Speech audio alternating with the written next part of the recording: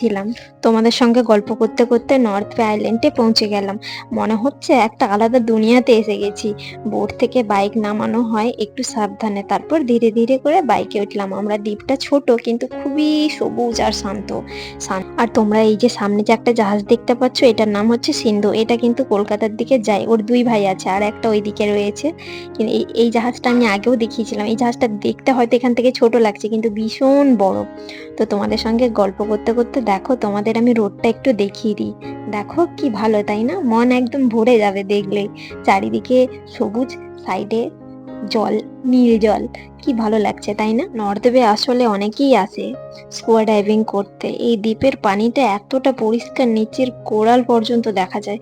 তবে আমরা একবার শুধু বাইকে পুরো দ্বীপটা ঘুরে দেখার সিদ্ধান্ত নিয়েছি। কিন্তু বাইকে ঘোরার মজাটাই আলাদা ছিল। মানে সে কি ভালো লাগছিল, সাইডে জল, তার সাইডে নারকেল গাছ, ও কি ভালো লাগছে। আর জানেন তো এখানটায় না তেমন দোকান নেই। আর যারা বাচ্চা নিয়ে আসবেন চিন্তার কিছু নেই, জায়গাটা খুবই নিরিবিলি ও নিরাপদ। শুধু একটু সাইডে একটু উঁচু রয়েছে। এক্ষুনি দেখবে রিহান একটু কিভাবে দুষ্টুমি করে। হয়তো পড়ে গেলে চোট পাওয়ার সম্ভাবনা থাকে, তা না হলে ভয়ের কিচ্ছু নেই। এখন আমরা চলছি দ্বীপের নির্জন স্পটের দিকে, যেখানে গিয়ে বসবো, একটু বিশ্রাম নেব। আমি না এর আগেও এই দ্বীপে এসেছি।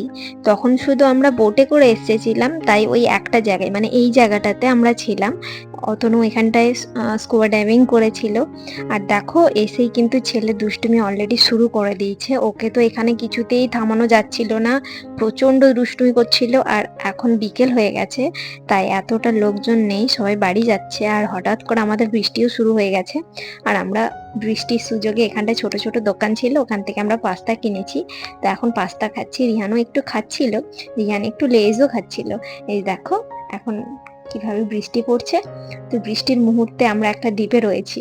তারপরে এই বৃষ্টি একটু থামতে আমরা কিছু ফটো তুলেছি। আর ফটো তুলতে গিয়ে জানো কি হয়েছে? আমার না পায়ে পিঁপড়ে কামড়ে দিয়েছে। তারপর আমরা ওইখান থেকে খেয়ে দিয়ে বেরিয়ে পড়লাম বাড়ি যাওয়ার উদ্দেশ্যে। কিছু আরো ফটো ভিডিও তুলবো আমরা রাস্তার সাইডে। আর দেখো এই যে বৃষ্টির সময় কেমন হয়ে রয়েছে রাস্তা, একদম ভিজে গেছে। সাইডে গরু ছিল, আর রিহান তো কাউ কাউ বলে চিৎকার করা শুরু করে দিয়েছে। ও দেখা মানে গরু দেখা মানে ও চিৎকার শুরু করবে। আর দেখো যারা আন্দামানে থাকো তারা তো অবশ্যই চিনবে এই জায়গাটা। দেখো কত ভালো, আর রোডটা দেখো। তোমরা হয়তো অনেকেই বলো আন্দামান কোনোদিন যেতে পারবো না। আমি বলবো আসতে পারবে, কেন আসতে পারবে না? স্বপ্ন দরকার, স্বপ্নের সাথে সাথে হ্যাঁ টাকাটাও দরকার। তো আমাদের যাই হোক অতনুর এখানটা পোস্টিং ছিল বলে আমরা যাই হোক ঘোরাটাও হচ্ছে আমাদের। তারপরে এখানটায় দেখো একটা জায়গায় দাঁড়িয়ে পড়লাম, এখানটায় কিছু ফটো ভিডিও তুলবো বলে। তারপরে এখানটায় রিহান আসবে জলে নামার জন্য। দেখেছো কতটা উঁচু।